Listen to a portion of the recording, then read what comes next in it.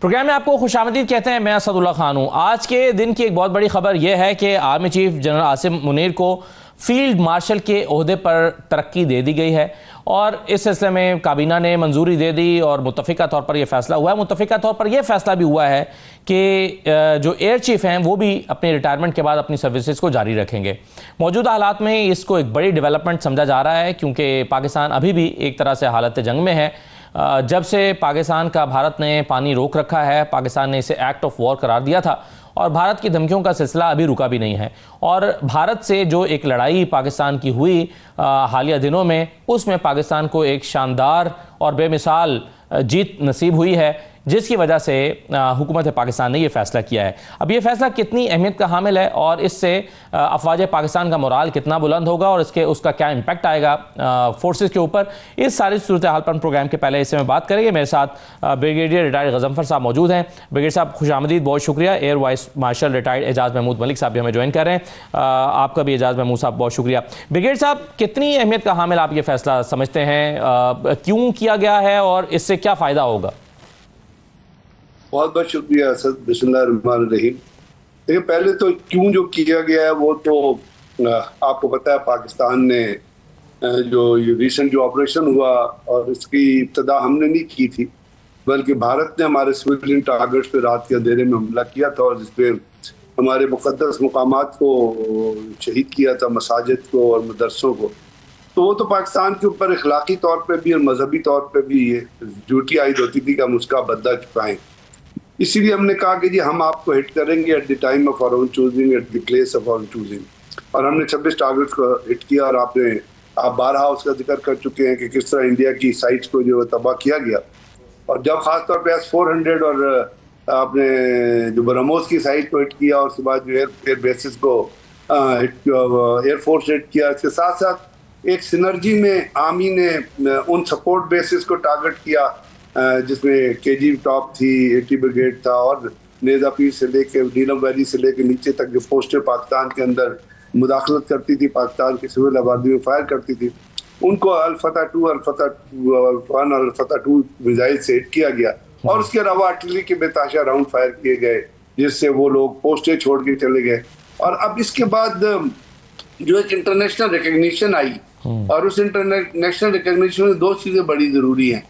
एक तो ये भारत के अंदर जो डैमेजेस हुए थे उसका दुनिया ने उसको कबूल किया कि हमने उनके राफेल गिराए और 6 तैयारे जो है वो 5 तैयारे या 6 तैयारे हमने हिट किए। और जब वो पाकिस्तान के लॉसेस के बारे में इंडिया ने कहा कि जी पाकिस्तान की एयरफोर्स को हमने डैमेज किया, तो मैं अपना या आपका क्या जिक्र करूं। मैं क्रिस्टियाना फेयर का इंटरव्यू चल रहा है सोशल मीडिया पे, उसने उसे कह दिया था जब करण थापर ने उसे सवाल किया तो उसने कहा इट्स ऑल बकवास, इंडिया ने कोई पाकिस्तान का नुकसान नहीं किया। अब ये तनाजुर है जिस तनाजुर में आज वफाकी काबीना का इजलास हुआ और उन्होंने जो फैसले किए वो आपके सामने है, जिस पे आप बात कर रहे हैं। बिल्कुल सही। जनरल आसिम मुनीर को उन्होंने फील्ड मार्शल के ओहदे पे तरक्की दे दी है और एयरफोर्स के चीफ को कहा है कि उनकी खिदमत जारी रहेंगी। तो अब इसमें कंटिन्यूटी ऑफ कमांड में एक तो स्ट्रेटेजी, एक पॉलिसीज और एक जो इंटरनल जो डेवलपमेंट्स होती हैं, जैसे एयरफोर्स के अंदर एयर चीफ ने एक स्पेस का दायरा बनाया नेक्स्ट स्टेप के नाम से और वो स्पेस टेक्नोलॉजी में बड़ा काम कर रहा है। तो अब ये चीज़ें यहाँ पे नजर आती हैं कि ये जो वफाकी काबीना ने फैसला किया है तो साफ जाहिर है उन्होंने उन तमाम चीज़ों को अकाउंट में लिया है, उन तमाम चीज़ों को ऊपर डेलिब्रेट किया है। सही है सर। इसमें अब एक इम्पॉर्टेंट क्वेश्चन ये भी है, मैं बिल्कुल सही है सर, मैं एक इम्पॉर्टेंट क्वेश्चन इसमें ये भी है ब्रिगेडियर साहब, और वो ये है कि इससे इंडिया को पैगाम क्या मिला है, उनके लिए इसमें क्या पैगाम है और अफवाज पाकिस्तान और वो जवान, वो ट्रूप्स जो बॉर्डर पर खड़े हुए हैं, उनका मोराल पे इससे क्या फर्क पड़ता है? असद, ट्रूप्स का मोराल तो आपको पता है, जब पाकिस्तान ने जो विक्ट्री हासिल की है वो बुनियादी तौर पे जो ट्रप्स डिप्लॉयड हैं फील्ड में कश्मीर में लाइन ऑफ कंट्रोल पे या वो पायलट जोन ऑपरेशंस के अंदर गए हैं, मोराल तो उनका सक्सेस के बाद साफ जाहिर है on top of the world है। अब उसके अंदर आप इन तमाम चीज़ों में आप रोल देखते हैं, लीडरशिप का रोल देखते हैं कि वो लीडरशिप जिसने ये तमाम चीज़ों को प्लान किया और इनको लेके चली, वो चीज़ें वैसे ही एक आपके अंदर कॉन्फिडेंस जो है वो जनरेट कर देती हैं। अब इंडिया के अंदर इंडिया, आपको पता है इंडिया का मीडिया आपने खुद देखा कि वो किस किस किस्म का प्रोपेगेंडा पाकिस्तान के बारे में करते रहे हैं। और इंडियन आर्मी का आपने वहाँ पे आपने ये देखा कि उनके एक लेफ्टिनेंट जनरल को उन्होंने सैक कर दिया, फिर डिप्टी चीफ वगैरह स्टाफ को उन्होंने सैक कर दिया। उसके ऊपर साफ जाहिर है कि पाकिस्तान ने अपना जो मुकदमा, पाकिस्तान का जो केस या पाकिस्तान का नैरेटिव जो दुनिया पेश कर रही है, उससे तो इंडिया के अंदर को अच्छी वाइब्स नहीं आएंगी ना।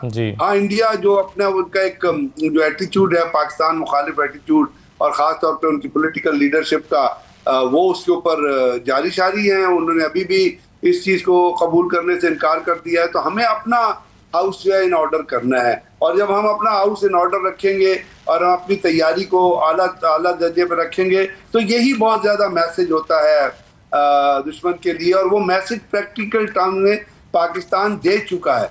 और यही, जैसे मैंने आपसे कहा ना कि जैसे पाकिस्तान ने इस टेंशन से पहले भी कुछ मिसाइल के तजर्बे किए थे, और अब हम एक we are standing at a very position of strength.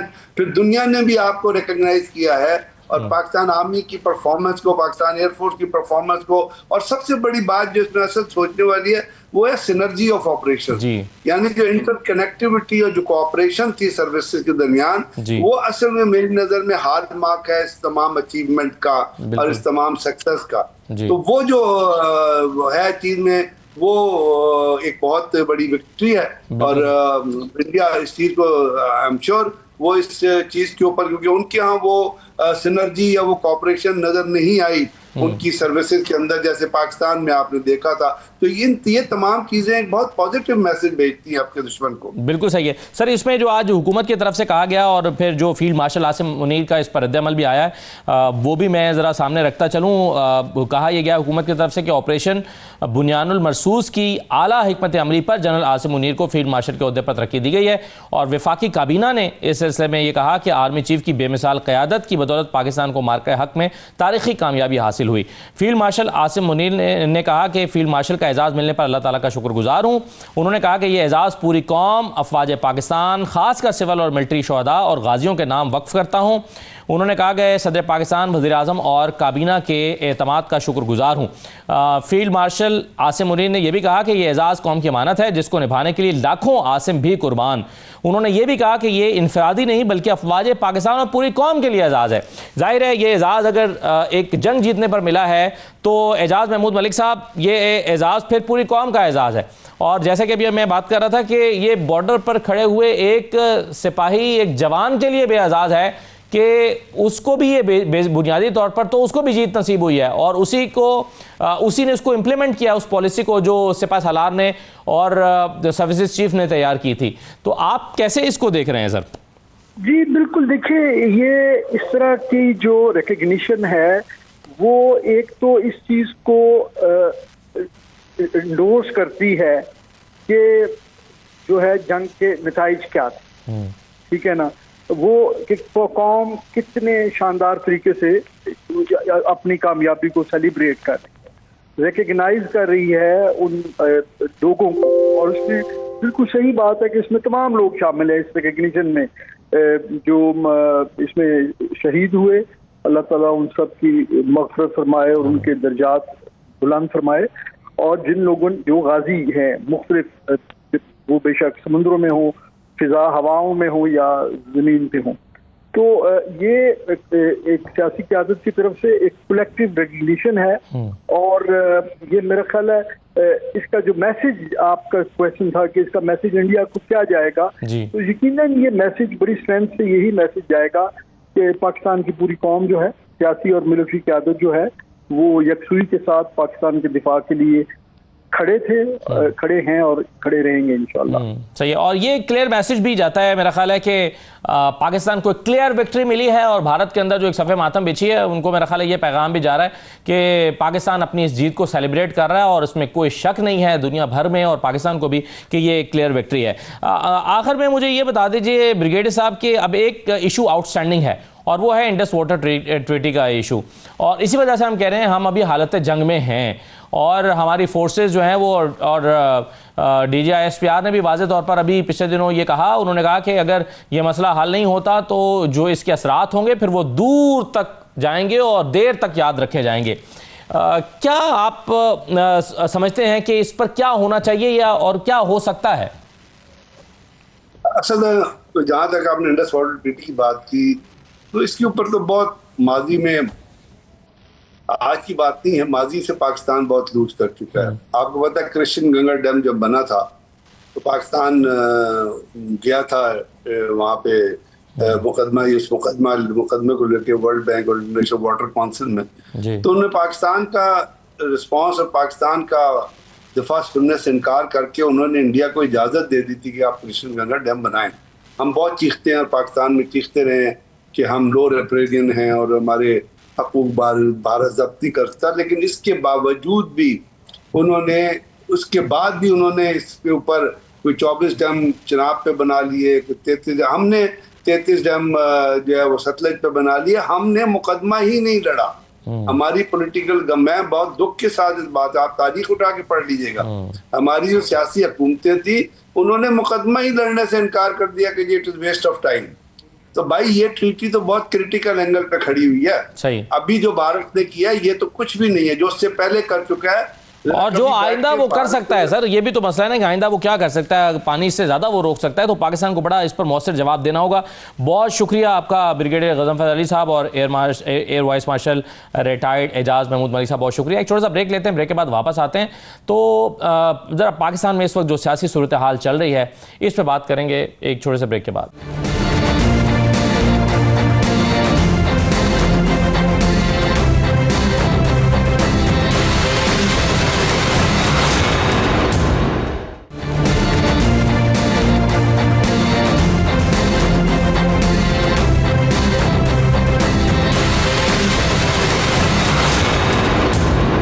Break के बाद आपको दोबारा खुशामदीद कहते हैं और अब हम गुफ्तगू कर लेते हैं कुछ सियासी मामलात पर कि क्या पाकिस्तान में चल रहा है। आज की एक डेवलपमेंट तो ये है कि आज बैरिस्टर गौहर, सलमान अकरम राजा और बैरिस्टर अली जफ़र साहब की इमरान खान साहब से मुलाकात हो गई और इसको सलमान राजा साहब ने बड़ा खुशाइंद करार दिया। जाहिर है काफ़ी अरसे के बाद उनकी मुलाकात हुई है।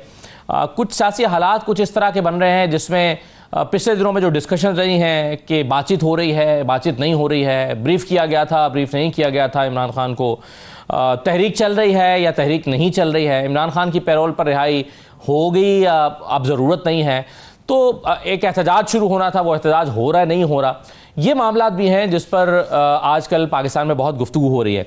इसी पर बात करेंगे। हमारे साथ मुस्तफ़ा नवाज़ खोखर साहब मौजूद हैं, सीनियर सियासतदान हैं। बहुत शुक्रिया मुस्तफ़ा नवाज़ खोखर साहब, आपको प्रोग्राम में खुशामदीद कहते हैं। कमल शोज़ब साहब हमारे साथ मौजूद हैं, PTI के रहनुमा हैं। बहुत शुक्रिया कमल साहब, खुशामदीद। आज रिजर्व सीट्स की भी समाअत हो रही है। कमल साहब कल भी वहाँ पर थी कोर्ट में, आज भी वहाँ पर थी, सारा दिन मौजूद रही हैं। इनफैक्ट आज काफ़ी लंबी हेयरिंग हुई है रिजर्व सीट्स वाले मामले पर और फैसल सिद्दीकी साहब अपने दलाइल भी मुकम्मल किए हैं।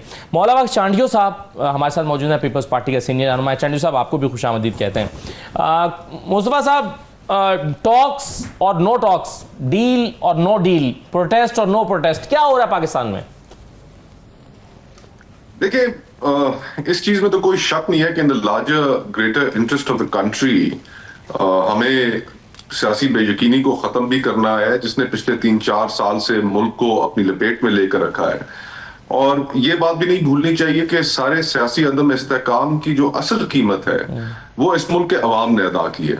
फॉर एग्जाम्पल, अगर आप वर्ल्ड बैंक की डेटा को उठाकर देख लें तो उनके मुताबिक 46% पाकिस्तानी इस वक्त सतह गुर्बत से नीचे जिंदगी गुजार रहे हैं और इन 46% पाकिस्तानियों में 1.5 करोड़ लोगों का इजाफा तो सिर्फ पिछले 2 सालों के अंदर हुआ है। तो हमें ये बात जहन में रखनी चाहिए कि सियासी अदम इस्तेहकाम को खत्म ना करने की कीमत क्या है और असल में वो कीमत कौन अदा कर रहा है। और सतह गुर्बत से नीचे जिंदगी गुजारने का मतलब भी हम पर वाज़ेह होना चाहिए। वो ये है कि वो 46% पाकिस्तानी, तकरीबन आधा पाकिस्तान 2 वक्त की रोटी नहीं खा पाता। तो हम अगर इस लार्जर इंटरेस्ट को, मुल्क और कौम के इंटरेस्ट को सामने रखें, हम अपनी नाक से आगे सोचना शुरू करें, तो सबसे पहले तो हमें सियासी अदम इस्तेहकाम को इसलिए खत्म करना पड़ेगा ताकि हम उन करोड़ों पाकिस्तानियों को सतह गुर्बत से निकाल सकें, हुकूमतें अपनी माशी पॉलिसी जारी रख सकें और हुकूमतों का इक़्तिदार में आना और जाना दोनों अवाम की मंशा के मुताबिक हो। अब सूरत हाल जिस नहज पर पहुंच चुकी है, मेरे ख्याल से इतनी दूरियां हो चुकी हैं कि इसका कोई ना कोई हल माजी अनकरीब में तो अनफॉर्चुनेटली मुझे निकलता हुआ नजर नहीं आ रहा। तहरीक इंसाफ की जो अपनी पॉलिटिक्स है, उस पॉलिटिक्स में उनको भी थोड़ी सोल सर्चिंग की जरूरत है कि 8 फरवरी का इलेक्शन, इतना बड़ा मैंडेट पाकिस्तान के लोगों की जानिब से दिए जाना उनको, और उसके बावजूद वो मैंडेट छीन लिए जाना, ये किस तरह मुमकिन हुआ और किस तरीके से इसको रोका जा सकता था, और आज हम कहां पर खड़े हैं। देखिए, बिलाशुबा तहरीक इंसाफ इस वक्त सबसे बड़ी अक्सरियती जमात है इन धांधली ज़दा इलेक्शंस के बावजूद कौमी असेंबली में। लेकिन हमें वो वक्त भी याद है कि जब 16 सीटों के साथ शहीद बेनजीर भुट्टो ने मुस्लिम लीग नून की 2/3 वाली अक्सरियत की हुकूमत के नाको चने चबा दिए थे। तो आज अगर आपके 80-90 मेंबरान हैं, तो उसके बावजूद उस तरह की फोर्सफुल ऑपोजिशन वो हमें ना पार्लियामेंट के अंदर नजर आ रही है, ना पार्लियामेंट के बाहर नजर आ रही है। और फ्रैंकली जो ऑपोजिशन अलायंस है, जिनके साथ मेरा भी बहुत उठना बैठना है, अभी कोई डायरेक्शन हम वाज़ेह तौर पर नहीं सामने लेकर आ सके।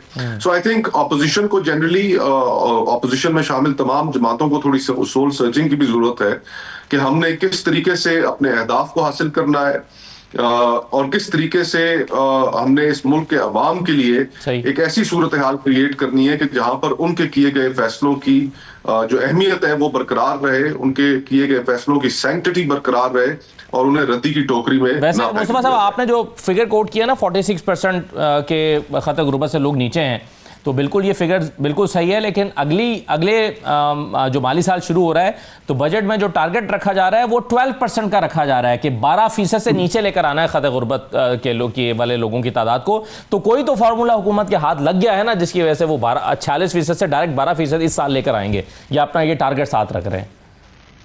देखिए, एक चीज ज़हन में रखें कि पिछले 2-3 दहाइयों में जो सबसे बड़ी हमारे पास इकोनॉमिक मिरेकल की एग्जाम्पल मौजूद है, वो चाइना की है कि जिसने पिछले 3 दहाइयों में तकरीबन 60 करोड़ से ज्यादा लोगों को सतह गुर्बत से निकाला है। पाकिस्तान को सतह गुर्बत से निकालना है तो इससे खात्मा करना पड़ेगा। और फिर दूसरा, हमारे जो क्रॉनिक प्रॉब्लम्स हैं, उन क्रॉनिक प्रॉब्लम्स को तो हम एड्रेस कर ही नहीं पाए। हुकूमत ऐलान कर देगी बजट के अंदर, ये फिगर्स सामने लेकर आ जाएगी, लेकिन आप भी जानते हैं, मैं भी जानता हूं कि कोई फर्क नहीं पड़ने लगा एक आम पाकिस्तानी की जिंदगी में। उसकी जिंदगी में फर्क डालने के लिए जिन इक़दामात की जरूरत है, आज IMF की वजह से आपके पास वो स्पेस अवेलेबल नहीं है, और आप के पास जितनी फिस्कल स्पेस अवेलेबल है उसके अंदर डेलीगेटेड रिसोर्सेज को भी आप ठीक तरीके से इस्तेमाल नहीं कर रहे। फॉर एग्जांपल, ये तो सिर्फ एक फिगर थी ना 44% वाली। आप मुझे बताइए कि 25 लाख नौजवान इस मुल्क में हर साल जॉब मार्केट में ऐड हो रहा है। 25 लाख जी। आपके पास क्या जॉब्स हैं आगे उनको डिलीवर करने के लिए? आपके पास जॉब्स ही नहीं है आगे। आपकी अनएम्प्लॉयमेंट रेशो बहुत है, आपका पॉपुलेशन एक्सप्लोजन है, आपके पास उसको चेक रखने, आपकी इकोनॉमी ग्रो नहीं कर रही। अगर फिगर्स हुकूमत की अपनी ये फिगर्स हैं कि आपकी जो इकोनॉमी है वो सिर्फ 2.5% तक ग्रो करेगी, तो वो तो आपकी जब पॉपुलेशन ग्रोथ को आप कंसिडर करते हैं तो वो तो वहीं पे नेगेटिव में चली जाती है। 2.5% की इकोनॉमिक एक्टिविटी के साथ, ग्रोथ के साथ आप जॉब्स नहीं क्रिएट कर रहे। सो आपका पॉइंट ये है सर कि आप बेसिकली ये कह रहे हैं कि अब लड़ाइयाँ झगड़े बहुत हो गए, सियासी अदम इस्तेहकाम के नताइज ये हैं जो हमारे सामने आज खड़े हैं। यहाँ पर एक कौमी यकजहती की ज़रूरत है। एक पॉइंट अभी कमर साहबा जो मुस्तफा साहब ने और बयान किया, उन्होंने कहा कि 16 सीटें थी बेनज़ीर भुट्टो साहिबा की, लेकिन उन्होंने नाको चने चबवा दिए थे 2/3 अक्सरियत वाले को। शायद उस वक्त, चलिए एक फ़र्क ये भी था कि उस वक्त की इस्टेब्लिशमेंट और 2/3 अक्सरियत वाले के ताल्लुकात कोई बहुत अच्छे नहीं थे, इसका एडवांटेज अपोजिशन को हुआ था, और आज आपकी जो अपोजिशन है वो फ़र्क है। लेकिन इवन देन शायद अपोजिशन अपना काम पूरा तरीके से कर नहीं पा रही। असद, उस वक्त बेनज़ीर भुट्टो खुद जो है वो मैदान में थी, ये बहुत बड़ा फ़र्क था। 16 सीटें क्या, अगर उनके पास 10 सीटें भी होती हैं, बेनज़ीर भुट्टो साहिबा ही मैदान में होती, तब भी वो नाको चने चबा देती। आप इमरान खान से मिलने भी नहीं देते, आज 2 महीने के बाद जाके हमारे सेक्रेटरी जनरल की मुलाकात हुई है। उनको इस तरह रखा गया है कि जैसे कोई दुनिया का बहुत बड़ा दहशतगर्द है जो पकड़ा गया है, जिसको उन हालात में रखा जा रहा है। पाकिस्तान में कुलभूषण यादव को प्रोटोकॉल्स मिलते रहे, उसकी माँ को और उसकी बीवी को बड़े प्रोटोकॉल में उससे इज़्ज़त के साथ मिलवाया गया, लेकिन इमरान खान जो साबिक वज़ीर आज़म और पाकिस्तान की सबसे बड़ी सियासी जमात के चेयरमैन हैं, उनकी बहनें जो है वो बाहर बैठी हुई होती, उनको मिलने नहीं दिया जाता। उनके ये पॉलिटिकल लीडर्स जो जब उन्हें मिलने जाते हैं तो उनके बाल खींचे जाते हैं। आमिर डोगर साहब हमारे चीफ विप हैं, उनके गिरबान चाक कर दिया जाता है। वहाँ पर हमारे सूबाई सदूर आए थे, वज़रा आए थे, उनको इस तरह घसीटा जाता है जैसे कोई कुर्बानी के बकरे होते हैं। ये मनाजिर आपने पहले देखे हैं इस तरह के पाकिस्तान में? लेकिन इवन आपकी जमात आपस की लड़ाइयों में भी तो उलझी हुई है ना। देखिए, जब आपका लीडर नहीं होता, सेक्रेटरी जनरल और चेयरमैन लड़ रहे हैं, कभी हम देखते हैं कि वुमेन विंग की प्रेसिडेंट और इमरान खान की बहन लड़ रही हैं। मैं उसका जवाब दे देती हूँ। देखिए, ना सेक्रेटरी जनरल की और ना चेयरमैन की लड़ाई हुई है, लेकिन हमारी एक जमहूरी जमात है तो हम तनकीद भी कर सकते हैं और डिफरेंस ऑफ ओपिनियन भी रख सकते हैं। नॉन इश्यूज को इश्यूज बनाया जाता है, वो एक बिल्कुल जिसको कहते हैं एक फ्रिवलेस सी बात थी जिसको इतना उठाया। तो आपकी वीडियो नहीं फराहम की थी? मैंने तो वीडियो लीक नहीं की, लेकिन वो इसी तरह के लाई गई और देखे पूरी मुल्क की जो क्या कहते हैं सोशल मीडिया को एक तरफ लगा दिया गया, जिसपे मैंने खैर बाद में बता भी दिया, क्लैरिफिकेशन भी कर दी, उन्होंने भी कर दी, लेकिन वो सांप ऐसा निकला है कि अभी तक हम लकीर पीटे ही जा रहे हैं।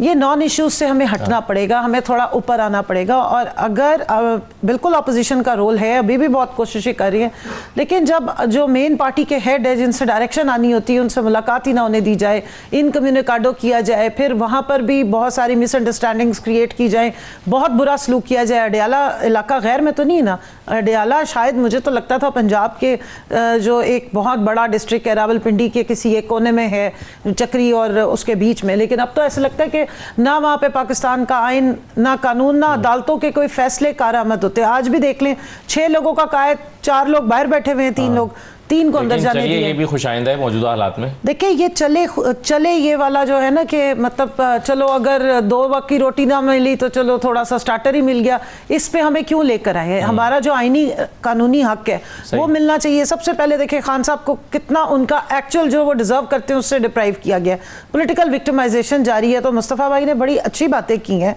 बिल्कुल मुल्क को आगे आप ले जा सकते हैं, लेकिन सियासी बसीरत होगी और सियासतदानों से ही वो बसीरत आएगी तो ये मुल्क आगे चलेगा। बिल्कुल सही है। इसमें चांडियो साहब, एक चीज जो अभी हम देख रहे थे कि बड़ा यकजहती का माहौल बना, और अभी नदीम अजहर चंद साहब मेरे शो में आए तो उन्होंने कहा कि जी इससे अच्छा मौका पाकिस्तान को मिल ही नहीं सकता टेक ऑफ करने का, कि इससे सबको फायदा उठा लेना चाहिए, ऑपोजिशन को भी, हुकूमत को भी, ये सबके फायदे की चीज हो रही है।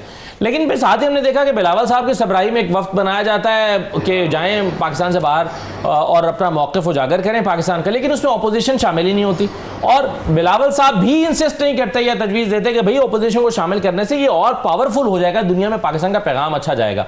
तो क्या मुजाहिका है हुकूमत को कि इस वक्त ऑपोजिशन को साथ मिला के चल रहे हैं, उसमें क्या हर्जी क्या है चीजें? बहरहाल जिस तरह मुस्तफा नवाज खोखर साहब कह रहे हैं कि इतने चैलेंजेस हैं, इन चैलेंजेस को हल करने के लिए इससे अच्छी अपॉर्चुनिटी मिल नहीं सकती यकजहती बनाने के लिए। आपने बड़ी अच्छी बातें की हैं और मेरे भाई मुस्तफ़ा ने भी बहुत सारी अच्छी बातें की हैं। उन पर अमल दरामद करके भी हम इस मुल्क में सियासी इस्तेहकाम ला सकते हैं। और मैं अरसे से कहता हूँ कि इस मुल्क में कोई इस्तेहकाम नहीं आएगा जब तक सियासी इस्तेहकाम नहीं आएगा। सियासी इस्तेहकाम से ही जुड़ी हुई है, माशी इस्तेहकाम भी और बाकी मामलात भी उसी से जुड़े हुए हैं। हम उन पर तवज्जो सियासी इस्तेहकाम पे नहीं दे रहे हैं। मैं मानता हूँ हुकूमत की जिम्मेदारी है तमाम लोगों को करीब करने की, एक टेबल पे बिठाने की, ये हुकूमत की जिम्मेदारी मैं मानता हूँ, लेकिन अपोजिशन की भी तो जिम्मेदारी है। हम जब अपोजिशन में थे और ये दुख करना कि हमारे साथ ये हो रहा है, ये हो रहा है, कौन सा नया हो रहा है पाकिस्तान में? बेगम नसरत भुट्टो साहिबा को स्टेडियम में, कज़ाफी स्टेडियम में लाठियां मारी गई। आप क्या कहते हैं? आसिफ साहब की हमशीरा को आपकी हुकूमत में रातों रात कराची से उठाकर आपने अडयाला जेल पहुंचा दिया था। आपने भुट्टो साहब की नवासी को बाप से मिलने नहीं दिया, बख्तावर उसको असफा बीबी को। आप भी तो अपने जरा उन पर गौर करें। ये कोई मुश्किल बात नहीं है कि ये अपोजिशन को होता, ये होता है। हमारे से जो हालात थे मुश्किल से, वो आपने तो देखे ही नहीं है। हमने तो अपने कायद का कत्ल देखा है, उनको कत्ल होते देखा, उनको चेयरमैन को फांसी चढ़ा दी गई। एक नहीं, कई लोग लाहौर के कितने लोग फांसी चढ़ गए, कितनी खवातीन शाही किले में गई। अपोजिशन के साथ पाकिस्तान में कब कब हुआ है जो आपके साथ ज्यादती हुई है? आप तो फिर भी अच्छे रहे हैं। हुकूमत का, एस्टेब्लिशमेंट का एक हिस्सा आपके साथ रहा है। आप अपोजिशन में होते भी उनके लाडले रहे हैं, आपके लिए गाड़ियां आती रही हैं, आपके लिए दावतें होती रही हैं, आपके मनपसंद लोग मिलते रहे, लेकिन हमें एतराज नहीं है। आपने भी तो ये खाना खराब किया। मैं यूं करूंगा, अभी जरदारी को देखूंगा, अभी शहबाज शरीफ को देखूंगा, अब नवाज शरीफ, ऐसे थोड़ी ऐलानात होते हैं। सच्ची बताऊं, आपको हुकूमत ही नहीं करनी आई तो अपोजिशन क्या करोगे? अपोजिशन वो अच्छी करेंगे जो हुकूमत अच्छी करेंगे। आपको हुकूमत का ही कोई तरीक़ेकार नहीं था जो आपने आया किया है। अभी अपोजिशन को करना है तो एक बात मैं कहता हूं, अपना मौक़िफ़ तब्दील करें। हम सियासी पार्टी से बात नहीं करेंगे तो फिर किससे बात करोगे? जी। हमारा इनसे नहीं, जिनके पास ताकत है, ताकत वाले तो आपसे बात अब नहीं करें। अब क्या होगा?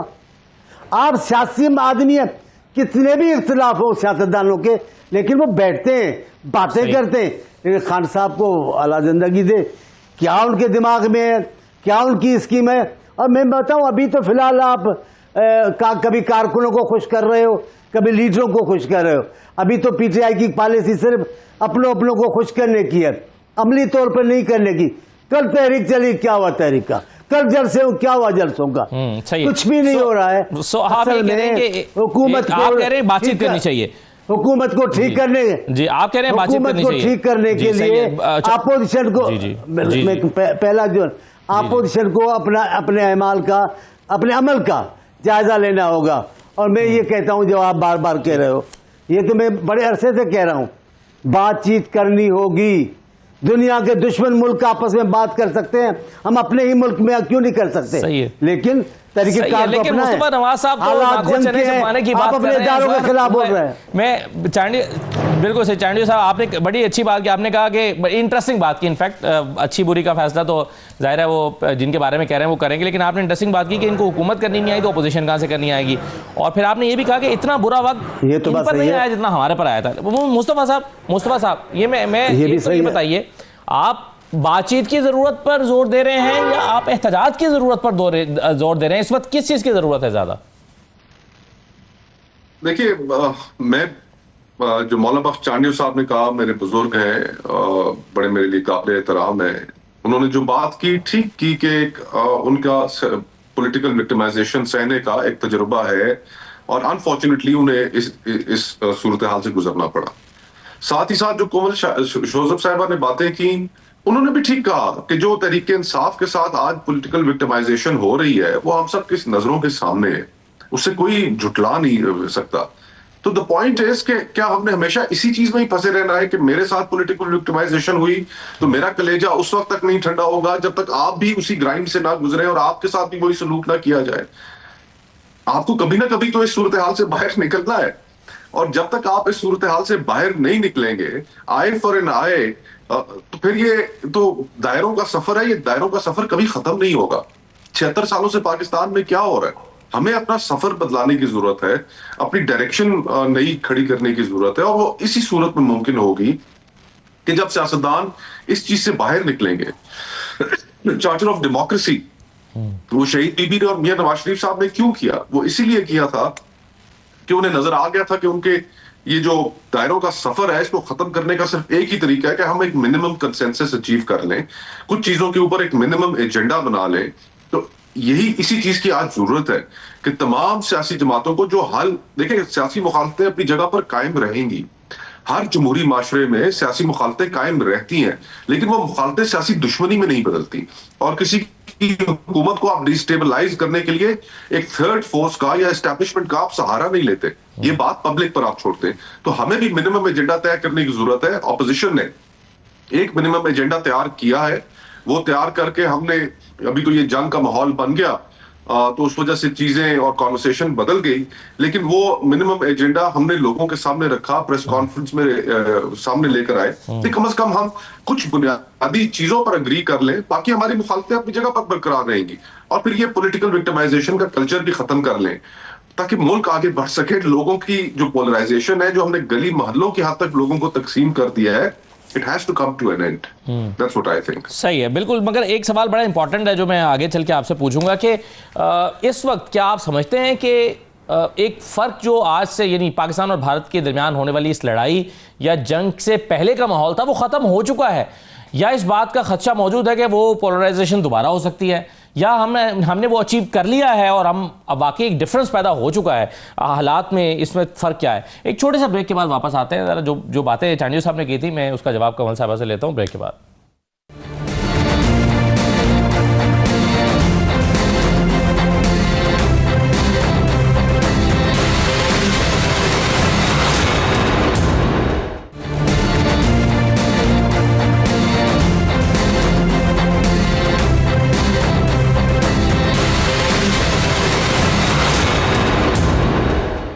ब्रेक के बाद दोबारा खुशामदीद। कमल शोजब साहबा, अपोजिशन की बड़ी जिम्मेदारियां होती हैं, जाहिर है आपके अपने मसाइल हैं, आपको आपके लीडर से नहीं मिलने दिया जाता, आपको उनकी रिहाई के लिए भी एहतजाज करना है, तहरीक चलानी है, पार्टी के अपने इशूज़ भी हैं, पार्टी एक मुश्किल वक्त से भी गुजरी है, आपको रिजर्व सीटें भी नहीं मिल रही हैं, उसके लिए भी जंग लड़नी है, अदालती मामला को भी देखना है। लेकिन इसके साथ साथ मुल्क के भी बड़े मसाइल हैं, गुरबत है, महंगाई चलें कुछ कम हुई है, लेकिन पाकिस्तान की इकॉनमी के बड़े मसाइल हैं। आपकी ऐसा लगता है कि बतौर अपोजिशन इन चीज़ों की तरफ तो तवज्जो जा ही नहीं रही कि पाकिस्तान की बेटरमेंट के लिए क्या करना है, तो बतौर अपोजिशन तो आप अपने मसाइल में उलझे हुए, ये चीज़ें आप नहीं कर पा रहे? नहीं, ऐसी बात नहीं। और जो मौला बख्श चांडियो साहब ने बात की है, मैं बस एहतराम उनसे इसलिए इख्तलाफ शदीद रखूंगी क्योंकि देखें, आप इस तरह की बातें जब करेंगे कि ये हुआ और जो बात की है ना मुस्तफ़ा भाई ने, वो एक सेंसिबल बात है कि अब हमें सैडिस्ट फ्रेम ऑफ माइंड से निकलना है कि हमने ये देखना है कि हमारे पे कितना जुल्म किस फलानी पे हुआ था, अभी तो इतना नहीं हुआ है इन पे, तो ये तो बात ही ना करें। मैं आपको ऑनेस्टली बता रही हूँ कि 77 साल की जो पाकिस्तान की हिस्ट्री में जितना ख़वातीन के साथ और जितना इस पार्टी के साथ जुल्म कर दिया गया ना इस दौर में, ये इसकी मिसाल नहीं मिलती। अगर आपको आज हुकूमत मिल जाती है, आप वो सब नहीं करेंगे PMLN के साथ जो आज आपके साथ हो रहा है? बिल्कुल नहीं करूँगी। मैं आज आपको यहाँ ऑन रिकॉर्ड कह रही हूँ कि मैं बिल्कुल वो नहीं करूँगी, क्योंकि मैं समझती हूँ कि किसी भी पॉलिटिकल वर्कर को या पॉलिटिकल विक्टिमाइजेशन करके आप पॉलिटिक्स को और जमहूरियत को वीक करते हैं, आप लोगों को डिस्करेज करते हैं कि वो जो आपने पहले किया वो गलत किया। पहले हमने बिल्कुल ऐसे नहीं किया, पहले जो कर रहे थे वो गलत कर रहे थे, वो जो आज भी कर रहे हैं वो गलत कर रहे हैं। वॉरफेयर हो रहा है इस मुल्क में, सॉरी लॉफेयर हो रहा है, वॉरफेयर तो अब हुई है ना, लॉफेयर चल रहा है।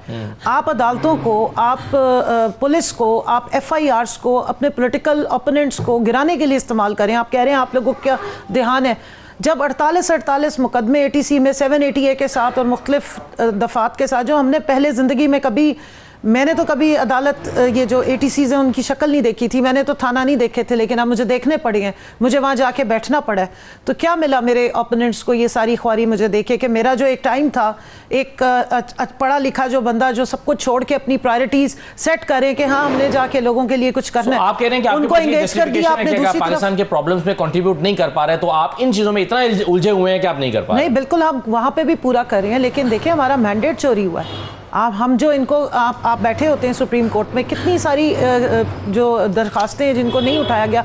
10 महीने तक 13 मेंबर बेंच के फैसले को, सुप्रीम कोर्ट के फैसले को, एक सामने जो एक बिल्डिंग है इलेक्शन कमीशन ऑफ पाकिस्तान और एक आईनी इदारा है जो एक गैर जानिबदार इदारा होना चाहिए, वो आके पार्टी बन रहा है और बता रहा है कि नहीं मैंने इंप्लीमेंट किया क्योंकि मुझे पसंद नहीं आया फैसला। और जब मैं कंटेम्प्ट ऑफ कोर्ट लगा रही हूँ अक्टूबर से लेके अब तक 10 महीने उस पर कोई बात नहीं हुई और जनाब एक नया काम शुरू हो गया। देखिए, जब अदालतें आज़ाद नहीं होंगी, जब रूल ऑफ लॉ नहीं होगा, जब आप फंक्शन नहीं कर सकेंगे प्रॉपर तरीके से, तो फिर आप असेंबलियों में जो ये बैठे हुए ये क्या करके दिखा रहे हैं? 17 सीटों के साथ, अगर 16 सीटों के साथ बेनज़ीर भुट्टो साहिबा ने तो अपोजिशन की थी, जेन्युइन अपोजिशन की थी। ये 16 सीटों के साथ हुकूमत चलाने की कोशिश करेंगे, किस तरह चलाएंगे? फिर यही करना पड़ता है ना, जब अपना रोल होता है तो फिर मुंह छुपा के बैठ जाते हैं तहखानों के नीचे, मोदी का भी नाम नहीं ले सकते, फिर इनको सियासी रिश्वतें देनी पड़ती हैं अपनी नाकामियों। आप अप्रिशिएट कर रही हैं कि उन्होंने 16 सीटों के साथ अपोजिशन की थी, ये 17 सीटों के साथ हुकूमत कर रहे हैं। ये 17 सीटों के साथ एक जाली हुकूमत बना के बैठे, मैंडेट चोरी करके, इसलिए कुछ कर नहीं पा रही हैं। अगर जेन्युइन आपकी 16 सीटें भी हो ना अपोजिशन में, तो फिर भी आप कुछ कर लेते हैं। अगर आप हुकूमत 17 सीटों से करने की कोशिश करें, आपको जिस मर्जी मनसब पे बिठा दिया जाए। देखिए, जमहूरियत एक बड़ा ही ज़बरदस्त फिनोमेना है। मैं उसकी स्टूडेंट रही हूँ, मैंने तो पूरे दुनिया की investigating democracy in theory and practice पे मेरा रिसर्च है। ये ऐसा फिनोमेना है, इसमें कारमा हिट बैक भी करता है। वो मुझे अभी कह रहे हैं तो फिर आप 71 के जो इलेक्शंस और फिर जो वो उस टाइम पे हुआ वो आपको हिट बैक किया, मैं तो इस तरह के सख्त अल्फाज नहीं इस्तेमाल करना चाह रही, लेकिन ये एक ऐसा वो चेन में आप फंस जाते हैं। जो बातें की अब आप बताएं, अगर आपके पास अवाम का मैंडेट ही नहीं है, नीचे आपके पास किसी तरह की भी सपोर्ट नहीं है, तो फिर आपने क्या मुल्क को लेकर जाना है? मुझे बताएं कौन सी महंगाई खत्म हुई है इस वक्त? मैं मुस्तफा भाई उसमें है जो हमारा 5.3 पर फिगर है इस वक्त महंगाई का। आप सिर्फ मुझे किसानों का इस वक्त हाल बता दें। मेरे तो इलाके में किसान मर गया, लेकिन वो कहते हैं आटा सस्ता आवाम को मिल रहा है। आटा आज आप सस्ता करें और अगले 4 साल आटे की आप शॉर्टेज करने जा रही हैं। ये मैं इनको क्रेडिट दे रही हूँ। पीपल्स पार्टी ने आके गंदम के मसाइल हल किए थे। नून लीग एक किसान कश किस्म की, हमेशा किसान दुश्मन हुकूमत आई है। आप बताएं 1800 रुपए का जो जिस तरह आटा मिल रहा है, 40 किलो एक मन आटा, 2400 रुपए का तो 1 किलो आपका मटन मिल रहा है। आप किसान को इस काबिल भी नहीं समझते कि 1 किलो गोश्त के बराबर आप उसकी 6 महीने की 8 महीने की मेहनत ही दे दें। बिल्कुल ठीक है, ये प्रॉब्लम बिल्कुल सही है। अब 3500 रुपया एक जो खर्चा आया ना 1 एकड़ के ऊपर, उसके आप उसके अगेंस्ट देख लें 1800-1900 में लोग बिल्कुल ठीक है। चलें, ये आप कह रहे हैं कि अभी महंगाई नहीं है, ये सिर्फ आपकी नंबर फजिंग हो रही है। आप जाएं किसी से चेक करें, अभी उन्होंने कहा ना बिलो पॉवर्टी लाइन लोग रह रहे हैं, 50% ऑलमोस्ट हो गया ना। 46% का क्या मतलब है? जो पूरे मुल्क में से 50% आबादी एक वक्त की रोटी को तरस रही है, उधर आप कह रहे हैं कि महंगाई। चांडियो साहब, एक चीज मुझे बताइए, इस वक्त पाकिस्तान में अगर एक और अंदाज में देखा जाए तो एक आइडियल सिचुएशन भी है। एक आइडियल सिचुएशन ये है कि पाकिस्तान के जो सीनियर तरीन सियासतदान है वो किसी ना किसी रोल में है। मसलन पाकिस्तान के सीनियर तरीन सियासतदान जरदारी साहब सदर हैं, शहबाज शरीफ साहब या उनके भाई नवाज शरीफ साहब 3 दफ़ा के वज़ीर आज़म हैं, नवाज शरीफ साहब आप 2 मरतबा शहबाज शरीफ भी हो गए। मोस्ट एक्सपीरियंस्ड लोग हैं पाकिस्तान की पॉलिटिक्स में, वो इस वक्त रूलिंग पोजीशन में हैं। इमरान खान का भी चलें तजर्बा है। तो अगर ये लोग मिले बैठे हैं तो ये तो आइडियल सिचुएशन है पाकिस्तान को मसाइल से हल करने के लिए। इससे ज़्यादा आइडियल तो कोई बात हो ही नहीं सकती। लेकिन मुस्तफा साहब कह रहे हैं और कमल कह रही हैं कि आप तो कब तक इस सैटिस सिचुएशन में रहेंगे कि जी हमारे साथ बड़ा जुल्म हो गया था तो ये क्यों रो रहे हैं, हम नहीं रोए थे तो ये क्यों रो रहे हैं। इन मसाइल से निकलना भी है कि नहीं सर, ये अगर ये मौजूदा जो सीनियर लीडरशिप है ये बहरानों से मुल्क को नहीं निकाल सकती तो कौन निकालेगा? मैं तब अपनी बातें करता हूं जब पीटीआई के दोस्त आकर अपने क्या किस्सा बताते हैं तो मैं जवाब देता हूं कि जनाब ये तो आप लोगों ने, मैं ज़िया-उल-हक का जमाना नहीं बता रहा हूं कि पंजाब की कई खवातीन शाही किलो में थी, फांसी चढ़े गए लाहौर के हमारे कारकुन, मैं वो बातें नहीं बता रहा हूं। मैं तो इस दौर की बता रहा हूं। ये खान साहब ने आते क्या किया, ये खान साहब का रवैया क्या था, जाऊंगा तो ये बंद करूंगा, जाऊं वजीर आज़म ऐसी बातें करते हैं दूसरे। अब आप सुने जरा ना, सुने बीबी सुने, मैं भी चुप करके सुनता हूँ, आप हमारी बहन है, आप जरा सुने। आपको पता नहीं है पीपल्स पार्टी का, तब आप ये कह रही हैं। पीपल्स पार्टी की तकलीफों का पता होता तो न करते। सारी बातों का एक ही जवाब है, हमारे कायद को तो कत्ल किया गया था, हमारे पूरे एमपी हासिल में कोर्ट लगी हुई थी, तमाम एमपीएज हमारे केसेस में थे।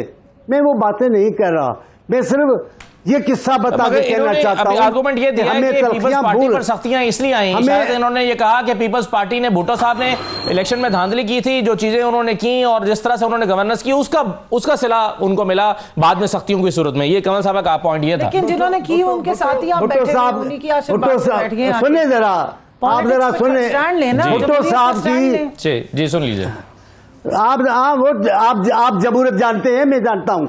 भुट्टो साहब की जो धांधली हुई है उसको तो पूरी दुनिया ने रद्द कर दिया, खुद हुकूमती लोगों ने किताबें लिखी हैं, रिकॉर्ड भी आ गया है। वो तो ज़िया-उल-हक का काम था जो उन्होंने किया। लेकिन अभी ये जो पहली बार खान साहब जीते उस इलेक्शन का आपको पता नहीं है कैसे इलेक्शन हुई थी, अभी भी जो हुई है आपको पता नहीं है। कराची के एक हल्का जो बिलावल साहब का हल्का था, शाम गए तक रात गए तक उसका कराची शहर का हल्का था, वहां रिजल्ट नहीं आई। मैं ये कहना चाह रहा हूं, तलखियों को याद करोगे, तलखियों को दोहराओगे तो तलखियों का जवाब मिलेगा।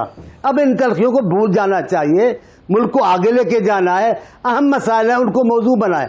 आप पर कौम की जिम्मेदार भाई बड़ी पार्टी है, बड़ी पार्टी से तो क्या मतलब है, बड़ी पार्टी है तो किरदार अदा करे ना, कुछ अपनी अनाएं छोड़े ना। आप अपनी अना छोड़ने को तैयार नहीं है, आप सियासी लोगों से बात करने को तैयार नहीं है। बातचीत नहीं करोगे सियासी लोगों से, किससे करोगे? आपको आ जाना चाहिए, कहें जनाब ज्यादतियां अपनी जगह पर है, पर पाकिस्तान के लोगों की हालात ऐसे हैं। मैं कुर्बानी देता हूं इतनी मुसीबतें भी बर्दाश्त की हैं, आए बातें करें। आप बातों से भाग रहे हैं, सियासी लोगों से मिलना नहीं चाहते, मसाइल कौन हल करेगा? आप जिनकी तरफ इशारा करते हैं, मामला उनके मफाद की बात तो नहीं चलेगी, आप अपने मफाद की बात करें ना। एक सियासी जमात का किसमें मफाद है? इसमें मफाद है कि मुल्क में हकीकी जमहूरियत कायम हो, सियासी लोग आगे हो, सियासी लोग ताकतवर हो, उस पर आप तवज्जो नहीं देते। आप अपने छोटे छोटे फरोई मसाइल हैं उनको लेके बैठ जाओ। मैं हमारे साथ यूं किया था, बाबा पाकिस्तान है, इसमें अपोजिशन की सियासत करना कितना मुश्किल है, कितने मरहलों से अपोजिशन को गुजरना होता है, कैसे कैसे वाकयात हुए। कराची में हमारी एडवाइजर थी, 2 खवातीन थी, अभी एक डिप्टी स्पीकर रह चुकी है, उससे पूछे कि क्या हुआ अपोजिशन में। मैं कहता हूं इन बातों का तस्करा भी जरूर करें, लेकिन इनको इश्यू ना बना बैठे।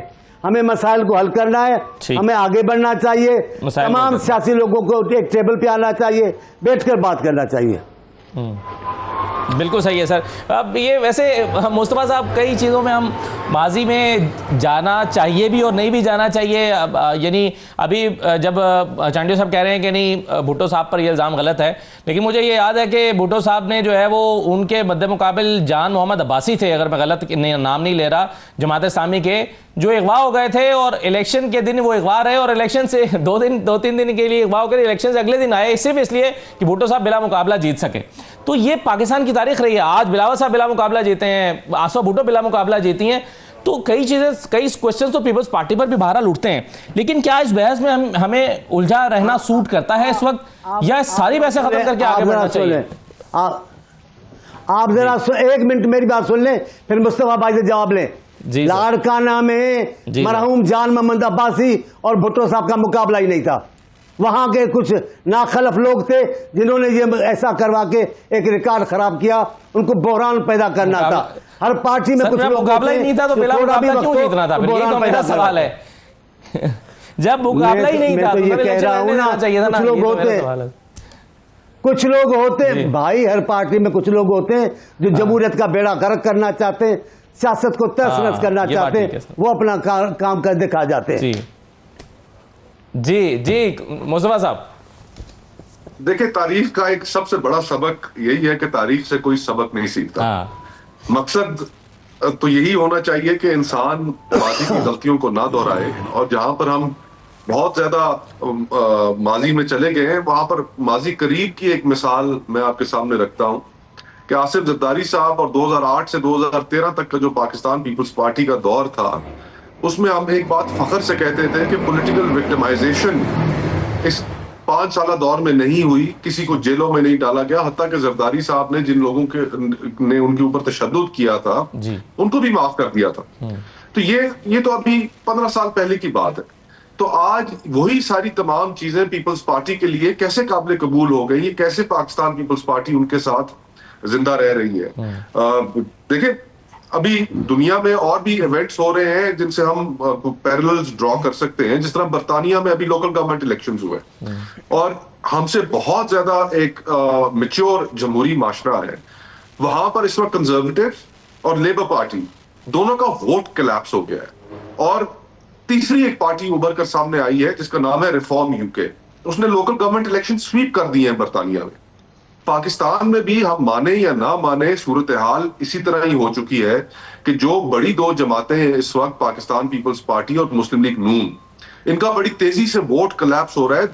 प्रीवियस इलेक्शंस हमारे सामने एक बहुत बड़ी एग्जांपल है, और जमातें ना अपने आप को रिफॉर्म कर पा रही हैं, और फ्रैंकली ये बात भी मानना पड़ेगी कि जिस दिन ऑक्सीजन हट गई इन जमातों से, तो फिर तो ये मुकम्मल कोलैप्स कर लेंगी।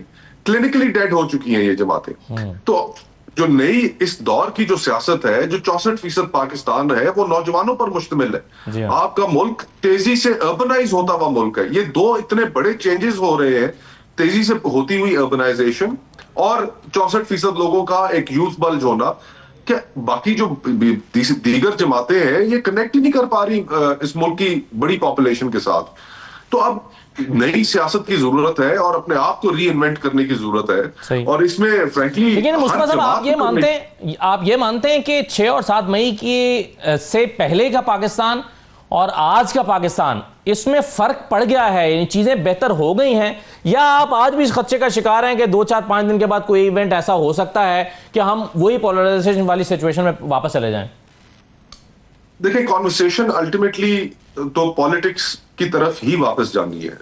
अब जून का पहला हफ्ता आएगा और उस पहले हफ्ते में आप भी पूरे जून के महीने में जितने टॉक शोज करेंगे उसमें आपका जो मेन टॉपिक होगा वो बजट होगा।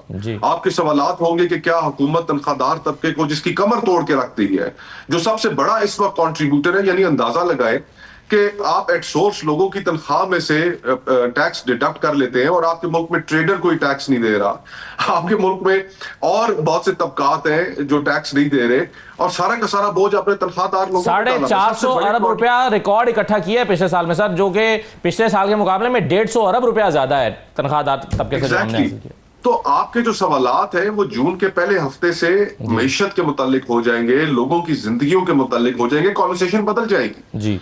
तो ये सदा कॉन्वर्सेशंस नहीं रहती इस तरह की जिस तरह की हम आज जो कॉन्वर्सेशंस है। और बिलाशुबा देखिए, पाक भारत टकराव, उसमें भारतीय जारियत और हमारी आर्म्ड फोर्सेस का, एयर फोर्स का, नेवी का स्टेड फास्ट तरीके से खड़े हो जाना, ये हमारे लिए काबिल फख्र बातें हैं। बिल्कुल। लेकिन एक बहुत लंबे अरसे तक ये कॉन्वर्सेशन चल नहीं पाएगी। हमें वापस अपने इश्यूज की तरफ आना पड़ेगा, हमें पॉलिटिकल अनसर्टेनिटीज को खत्म करना पड़ेगा, हमने रिफॉर्म कैसे करना है, क्रिमिनल लीगल सिस्टम को कैसे रिफॉर्म करना है, जो 26वीं आईनी तरमीम ने अदलिया की आजादी की धज्जियां बिखेर दी हैं उसको कैसे रिस्टोर करना है। पीका लॉ के जरिए हर चौथे रोज हम सुनते हैं कि फलानी जगह फलाने सहाफी के ऊपर FIR कट गई, तो इसको कैसे एड्रेस करना है, हमने कॉन्स्टिट्यूशन की सैंक्टिटी को कैसे बहाल करना है। ये वो इंपॉर्टेंट कॉन्वर्सेशंस हैं कि जिनकी तरफ हमें आना पड़ेगा। बिल्कुल सही है, बिल्कुल सही है। और लास्टली अगर विद इन 30 सेकंड आप बता दीजिए, रिजर्व सीट्स वाला कमल साहब जो आपकी जंग चल रही है वो जीतने जा रहे हैं आप? देखिए, हमारे यहाँ कुछ बैटल्स ऐसी होती हैं जो लड़ी इसलिए जाती हैं क्योंकि वो हक की बैटल्स होती हैं। टाइम बताता है कि जीता कौन था। शायद कोर्ट में अगर फतह ना भी हुई, लेकिन एटलीस्ट तारीख में तो फतह होगी।